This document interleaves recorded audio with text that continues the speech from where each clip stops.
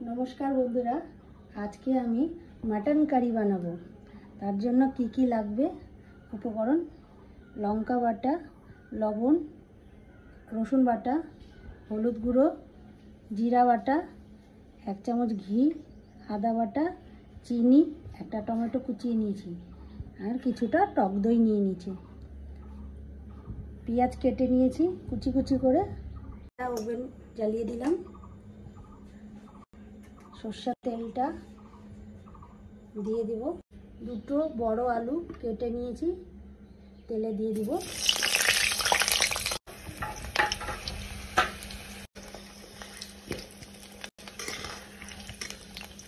আলুটাকে এপিট এপিট করে লাল লাল করে ভেজে নেব। আলুটা লাল লাল করে ভাজা হয়ে গেছে।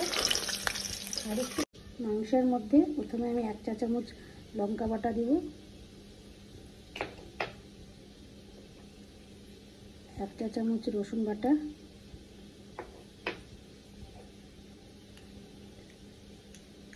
1 চা চামচ জিরে বাটা, 1 চা চামচ আদা বাটা, হলুদ গুঁড়ো,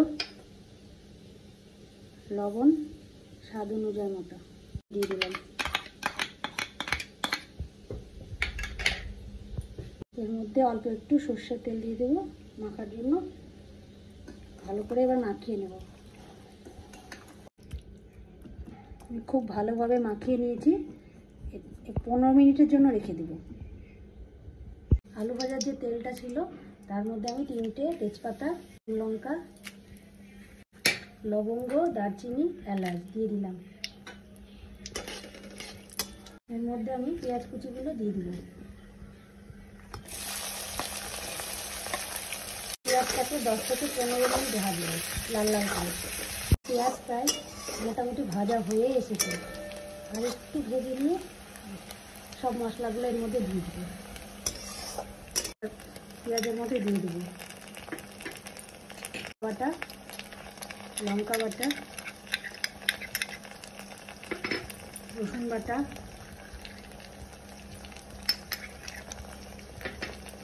জিরা বাটা,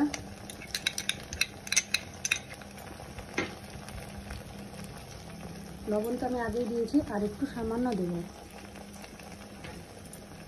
হলুদ গুঁড়ো,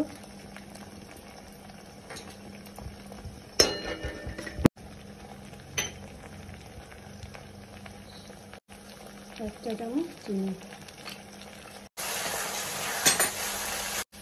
আমার মশলা কষা হয়ে এসছে। এবার আমি মাংসটা দিয়ে দেব।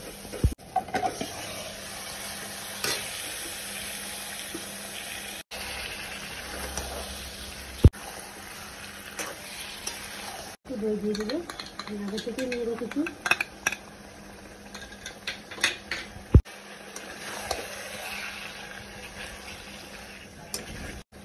মাংসটাকে আমি 20 মিনিটে হাই ফ্লেমে কষিয়ে নেব।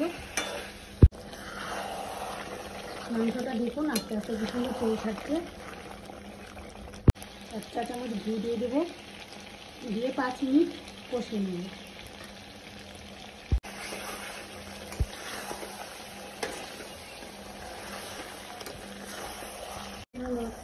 মটন কারি প্রায় কষানো হয়ে এসেছে। এবার নামিয়ে দেবো।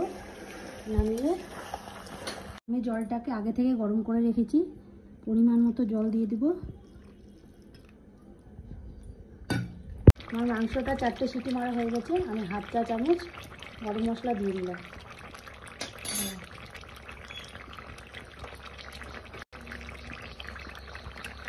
আমার মাংসটা পুরো রেডি।